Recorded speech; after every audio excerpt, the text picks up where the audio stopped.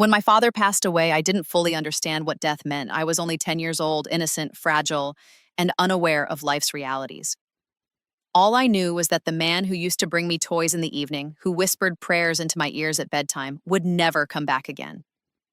But Nauman Pai tried his best to fill that void. He was only 20 at the time, but he took on the role of a father as if he were 50. He set aside his job, his studies, and his youthful dreams just to fulfill mine. He never let go of my hand, just like a father never lets go of his daughters.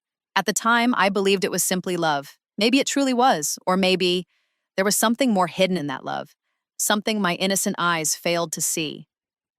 Now I was 17. My 18th birthday was approaching. It was my final year of college. More than anything else in the world, I wished for a scooter. I dreamt of walking on my own path, going places by myself, becoming someone on my own terms. I said to Nauman Pai, "Pai, I don't want anything for my birthday this year. Just a scooter, please." He fell silent, for the first time ever. An odd, heavy silence. He took a deep breath and replied, "Nimra, this time, it might not be possible. I just don't have enough money." Tears welled up in my eyes. Maybe I wasn't even trying to understand. I just wanted that scooter. I stormed into my room, angry and hurt. I cried silently, whispered my complaints to the ceiling, and eventually cried myself to sleep. Around midnight, I was startled awake by a voice calling out, "Haroon, open the door!" Haroon, that was our old neighbor who used to stop by once in a while. I pulled the curtain aside and peeked out the window, and what I saw made my heart skip a beat. Nauman Pai was standing there, hands folded over his chest, a gentle smile on his face glowing under the streetlight. And beside him, a brand new, gleaming scooter.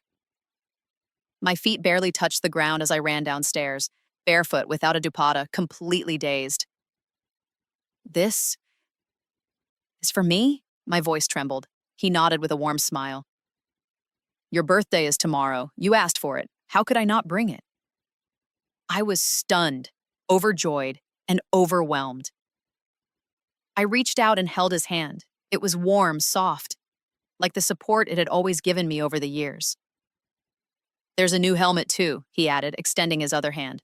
"From tomorrow, I'll teach you myself. You won't need anyone else. You'll ride to college on your own." My heartbeat raced. It felt like my life had just become complete, like I had grown wings, like a whole new world had opened up to me. That night, I called my friends, clicked photos, posted on Instagram. I wore the helmet in front of the mirror and imagined myself as a freedom girl with her own ride. My eyes sparkled with dreams, my heart overflowed with gratitude. For the first time in my life, I felt truly free. But I didn't know then that this freedom was only an illusion. The scooter I thought was a symbol of liberty was actually a trap. A carefully woven trap, stitched slowly, silently, with affection. The joy I was dancing in was built on a hollow foundation. The next morning, before the sun had fully risen, Nauman Pai gently woke me. "Come on, let's go learn the scooter." His voice carried that same tenderness, that same warmth, which had always made me feel safe for years. I was still drowsy, but my heart was brimming with excitement. I quickly got ready and came downstairs. Pai was already there, waiting with the scooter. He gently placed the helmet on my head with his own hands and smiled. "Now you'll be free. Just learn to balance." We reached the farthest corner of the neighborhood, an empty alley where no one came or went. Pai told me this place would give me peace and privacy to learn. That first day, he taught me with great patience. He kept his hand at my back for support, held my arms to steady me, adjusted my feet now and then. It all felt so natural. After all, I had learned to ride a bicycle the same way as a child. And he was my brother, my protector, my guardian. But as the days passed, something began to change. His hands started to feel different. At first, he would only rest them on my shoulder to help me balance, but gradually they would linger, slipping down to my lower back. When I flinched, he would smile and say, "Don't worry, I'm here. I won't let you fall." His touch would stay just a second too long, enough to make time feel like it stopped. I would shrink inward. Occasionally, I would jerk away subtly, but he'd just laugh softly. What happened, Nimra? You've always been so sensitive. Then one day he crossed a line. He came far too close, his breath brushing against my neck, and said, "Sometimes closeness is necessary for learning." I instantly stepped back and lowered my gaze. A sharp discomfort crawled through my spine. I wanted to run, to escape, but my feet felt like they were glued to the ground. He was my brother, or maybe I still wanted to believe he was. That day I returned home unusually quiet. A strange heaviness sat in my chest. I didn't know what to call it. Was I just imagining things, or was something truly wrong? My mother's words echoed in my head. She would gently warn me, "Nimra, you're no longer a child. Don't be overly casual with your brother." I used to laugh and brush it off, saying, "Ami, he's my real brother. What are you even talking about?"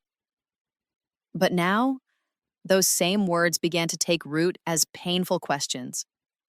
Was it true that with age, certain relationships required distance? Was every form of love pure? Was every touch well-intentioned? I didn't tell anyone. Not my mother, not Rabia. I just kept shrinking inside, silently. That same night, as I lay in bed trying to fall asleep, a white envelope suddenly slid under my door. The fan was on, so it fluttered across the floor and stopped under my bed. My heart began to race. I jumped up and opened the door. No one was there. The entire house was wrapped in darkness. I quickly shut the door and picked up the envelope. Inside was a small note, just 3 words. "This is just the beginning." And with it was the receipt for the scooter. It had my name on it. Signed by Nauman Bhai. My fingers started to tremble. A cold sweat broke out on my forehead. My heart whispered, "This isn't a joke. This isn't a coincidence.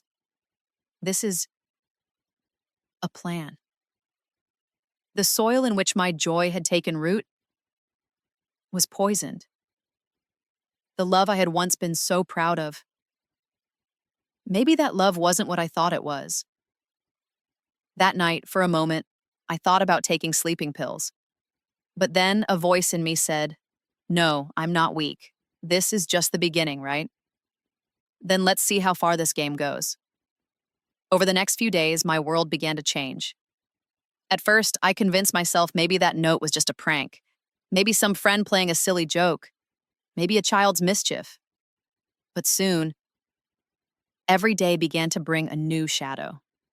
Whenever I took the scooter to college, something would follow me. Sometimes it was a white car with windows so dark I couldn't see who was inside. Sometimes a motorcycle that always kept the same distance behind me, as if mirroring my speed. And whenever I stopped, it stopped too. Whenever I turned into a narrow street, it would vanish. At first, I kept telling myself, "Nimra, you're imagining things. You're under mental stress. Just relax and everything will feel normal again." But day by day, the illusion deepened. One afternoon, as I parked my scooter in the college parking lot, I felt as if someone softly called my name, so softly, like a whisper in the ear of the wind. "Nimra?" Startled, I quickly looked around, but there was no one, except the same white car was there again, parked in the distance, completely still, windows tinted, doors locked, as if someone was inside, yet as if no one was. My hands began to tremble. I rushed inside, made an excuse to skip class, and locked myself in the college restroom. Then I began to cry. "What's happening to me?" The tears wouldn't stop. Right then, a message popped up on my phone. It was Rabia. "Where are you? The professor is in class." I met her shortly after, and for the first time, I told someone everything. The scooter, Nauman Bhai's touch, the note, the white car, the shadow, the whisper, everything.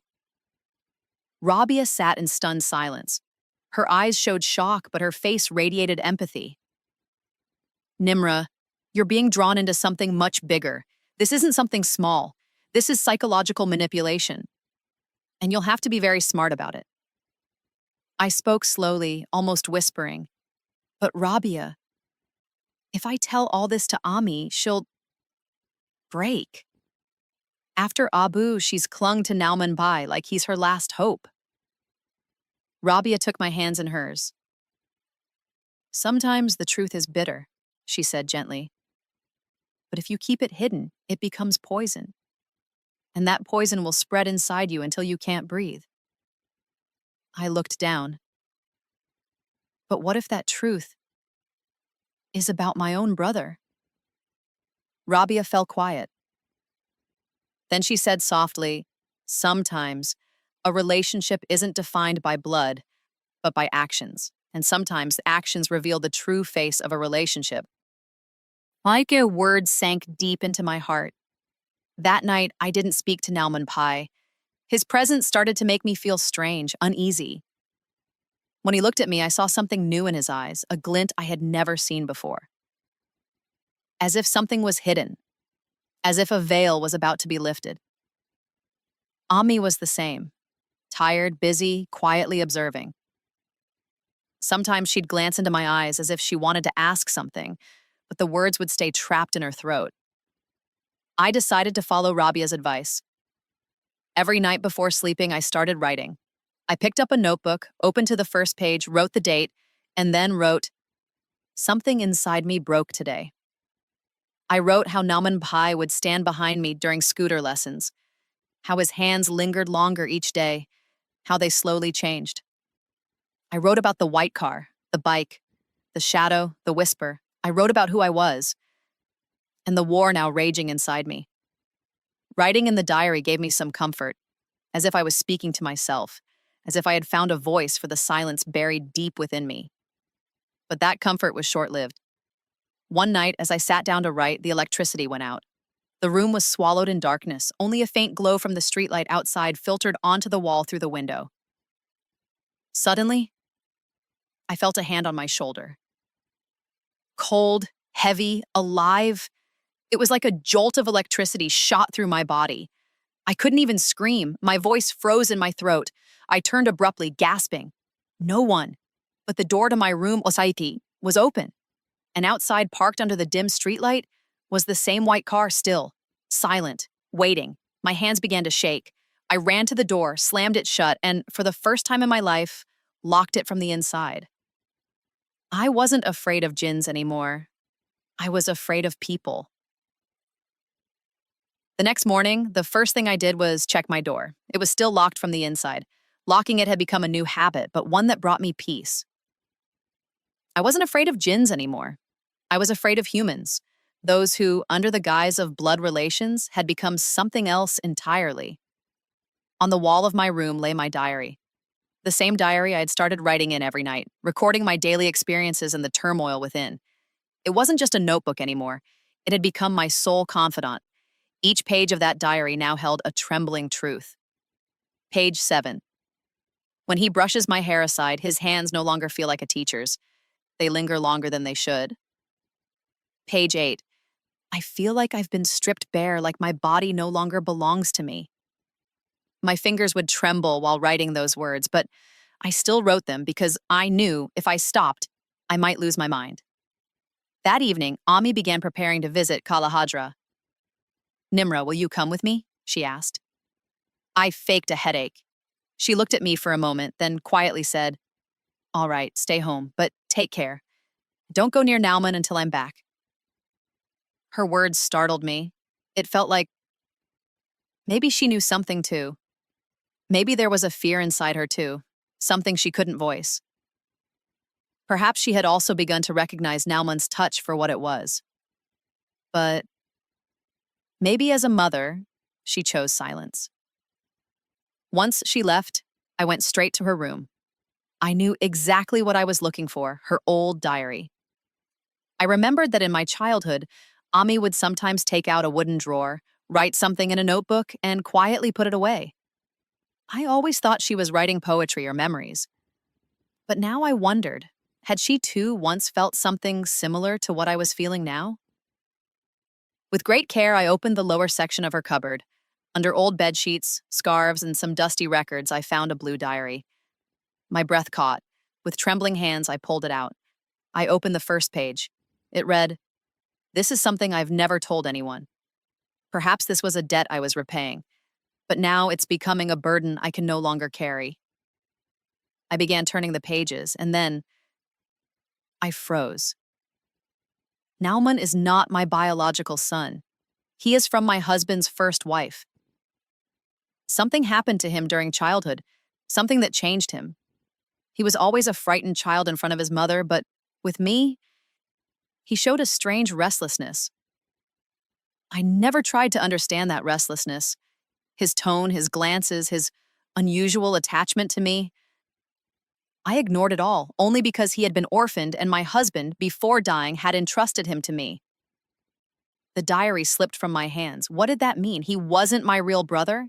And what was it that happened in his childhood? What changed his thinking, his personality? The entire room seemed to echo. It felt like the walls were shouting at me. This relationship was never built on truth, but on a buried wound. Just then, a soft cough came from outside the room. I flinched. I quickly placed the diary back, shut the drawer, and ran to my room. Moments later, there was a gentle knock at my door. "Nimra, would you like to eat? Should I bring you some food?" It was Nauman Bhai's voice. "No, Bhai, I'm sleeping," I lied. "All right, as you wish," he replied quietly, and walked away. I stood behind the door, ears pressed to the wood, listening to his footsteps, waiting until they faded completely before I dared to move. For the first time, I realized this wasn't the same brother who had held my hand after Abu passed away. This was someone else. Someone I never really knew. When you trust someone, you bare your soul to them, your fears, your weaknesses, your pain, but when that very person breaks your trust, you don't just feel hurt, you shatter. Nauman Bhai had been that person for me, a father, a brother, a teacher, a protector, and now I was on the edge of accepting that maybe he had always been something else. After reading Ami's diary, a storm began to rage inside me. A silent scream echoed in my head all the time. I was now certain this wasn't some innocent misunderstanding. It was a plan, a cold, calculated plan. I told myself, it's time the truth comes out. One night, after everyone had gone to sleep, I slowly opened my bedroom door. Each step felt like a hammer striking my chest. My heart pounded. I was trapped between fear and obsession. I was going to Nauman Bhai's room, the one that was always kept locked when he wasn't home.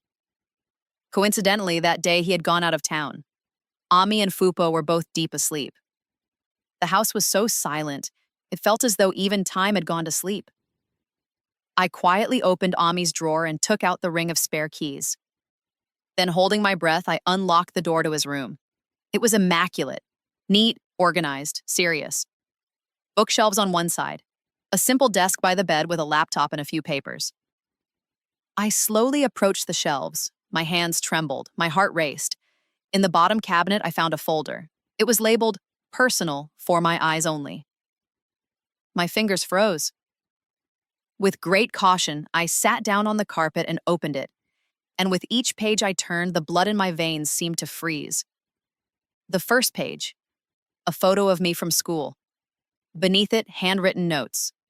Age, 14. Behavior, innocent. Excessively attached. The second page, my college route, my daily timetable, which streets I take, when and where I stop. Even photos of my friends, their names, their faces. The third page, printouts of my phone calls, screenshots of my messages, a detailed log of my Instagram activity. My breath caught. How was this possible? Was I just a case study? A long-term project? Had he been working on me for years, like a subject in an experiment? Then came the final page. It read, "She's about to turn 18. After that, all legal obstacles will be gone. Emotional dependency is complete. Now, all it needs is one final push." The moment I read that line, my hands began to shake. A fog settled in front of my eyes. The walls of the room seemed to close in on me. I wanted the earth to split open and swallow me whole. This was the same brother I had prayed for in every dua, The same protector whose shoulder I had rested my head on to sleep peacefully? The same shadow I believed to be safer than anything in the world after God himself? I immediately took out my phone and began taking pictures of every page, every line, every piece of evidence. Then slowly and quietly, I placed the folder back exactly where it had been, as if nothing had happened. But inside me, something had changed. The Nimra who had once dreamed just a week ago was gone. In her place now lived a new awareness, a new pain, and a fire that refused to be extinguished.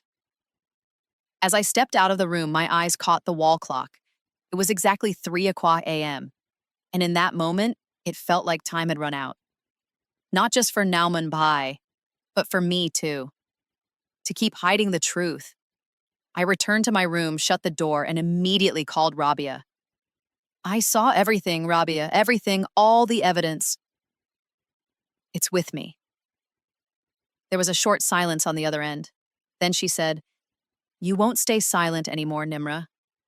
Now, we expose him." I hung up and looked at myself in the mirror. There was no fear on my face tonight. Just silence. The kind of silence that arrives before a storm.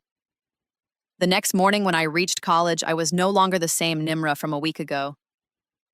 There was a slight tremble in my steps, but a strange calm in my eyes, like someone preparing for a final battle. I sent all the images and documents to Rabia. Every page, every word, every piece of proof. Rabia opened the entire file and calmly sighed. There was no shock on her face, only certainty. "This is exactly what I feared, Nimra," she said. Her voice wasn't just sympathetic, it was resolute, as if she wanted to shake me out of a long, painful dream. This isn't just an overprotective brother. This is psychological control. I looked at her in disbelief. "What do you mean?" "Look, Nimra," she explained. "Some people don't attack your body. They invade your mind. They make you believe that you are nothing without them, that your happiness, your freedom, your dignity, all belong to them." She held my hand as if she knew I was trembling inside. "And once you become completely dependent on them, that's when they show their true intentions. By then, you're so fragile. You can't resist anymore. You think, maybe this is just my fate." It felt like something inside me caught fire. "And you're saying it all started the day I asked for the scooter?" "No, Nimra. It started years ago," Rabia said gently. "The scooter, the helmet, the note, those were just the final nudges." I tried to breathe, but my chest felt heavy. "So I've been living a lie all my life?" Rabia looked into my eyes. "No, you saw through the lie. That's your victory." That evening, I put my phone on silent. Nauman Pai kept calling. Then a message arrived. "Nimra, why are you distancing yourself? Have I done something wrong?" Another one. "You can't ignore me. You're mine. Only mine." Those were not the words of a brother. They were daggers to my heart. I turned off the phone and made a vow to myself. No more silence. I will speak. That night, I wrote just 3 words in my diary. Enough is enough. Then I took the biggest step of my life. I booked an appointment with a psychologist. With the help of Rabia's relative, I was connected with a trustworthy female therapist. The next day, I visited her clinic, and for the first time in years, I felt safe. I told her everything, from childhood to that file, every trembling memory, every hidden touch. She listened intently and then said softly, "Nimra, you've shown tremendous courage. You're not just a victim of abuse, you're the target of a psychological operation." I looked at her in disbelief. There are cases, she continued, where the perpetrator doesn't physically hurt. They paralyze the mind. Their goal is control.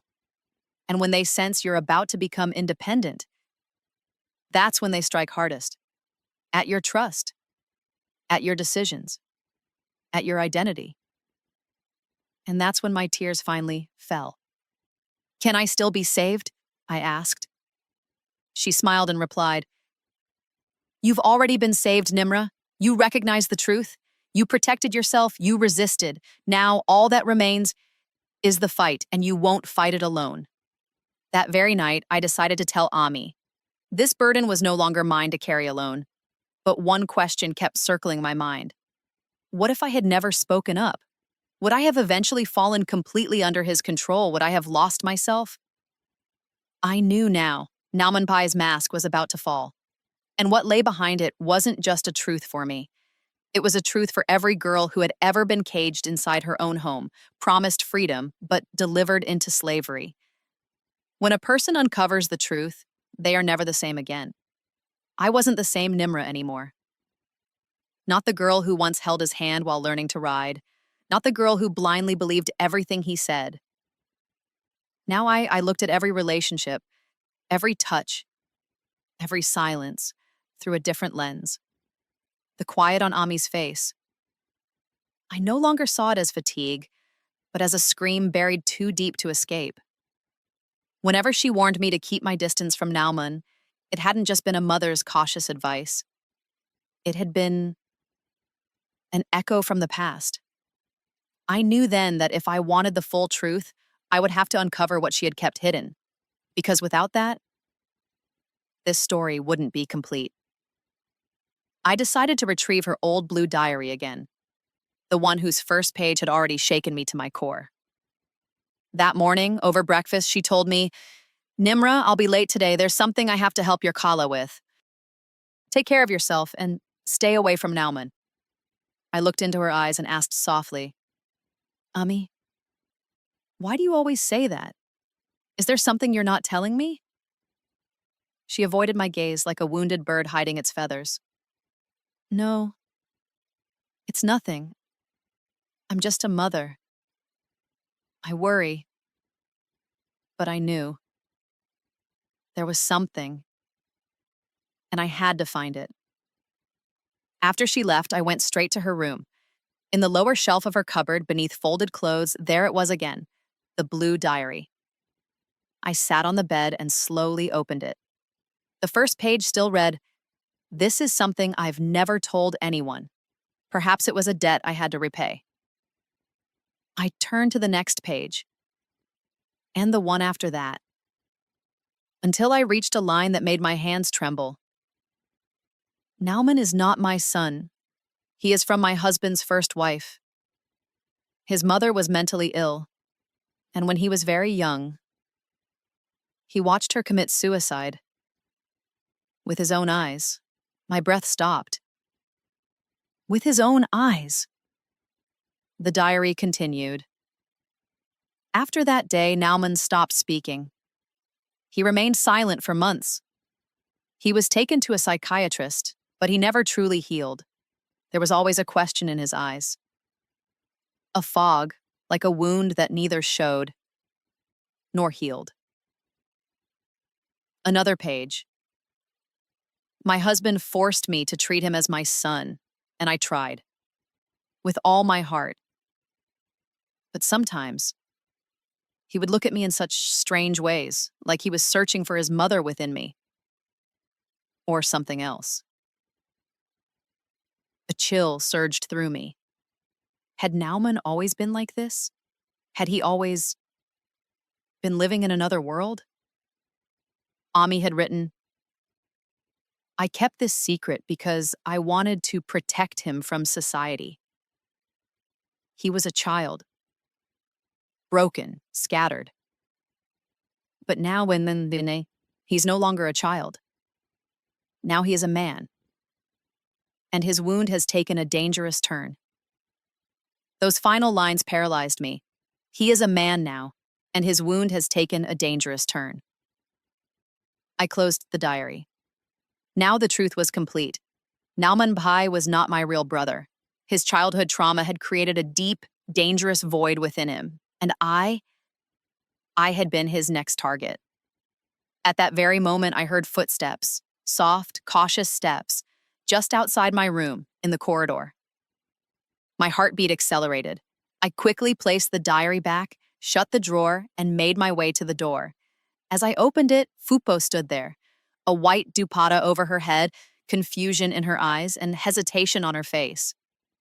"Where are you going?" she asked softly. "Just came to grab something," I replied. She simply nodded and walked slowly back to her room. I returned to mine, closed the door, and shut my eyes. Now the truth stood before me. My mother's past, Nauman's scar, and my own present, all woven together. I no longer felt alone, but I knew now I had to finish this war. Once truth is fully uncovered, fear turns into detachment. I no longer felt the panic I used to. There was now a calm resolve, like the stillness of a river before a storm. I decided that I wouldn't just write anymore. I would gather evidence. I had to expose Nauman Pai's real intentions. And first, reveal them to my mother. Rabia remained my strength throughout. I told her everything, the diary, the pictures, the truth from Ami's past. She said, "Now we take the next step, one he can't erase." We decided to plant a recording device in Nauman Pai's room. Rabia's cousin gave us a tiny voice recorder, capable of 5 hours of continuous recording and easy to hide. We waited for the right opportunity. And it came one night when Ami told me, "Nauman is going out of town. He'll be back in the morning." That night, after everyone had fallen asleep, Rabia and I quietly entered the house. In my hand was the device, my final shield. We entered Nauman Pai's room. As always, it was clean, organized, almost clinical, like an engineer's workspace. But we knew this was the place where minds were hunted. We checked under the table, behind the bookshelf, under the bed, until finally, we selected a spot in the upper cabinet. It was out of sight, but perfectly positioned to capture sound. I whispered to myself again, "There's no turning back now." The next morning, I behaved normally. Nauman Pai returned, smiled, and while walking into the kitchen said, "You've been quiet lately, Nimra. Is something bothering you?" I forced a smile. "No, just a little tired, that's all." "Let's go out somewhere, might cheer you up." "No, Pai, I'd rather rest." I studied his expression carefully.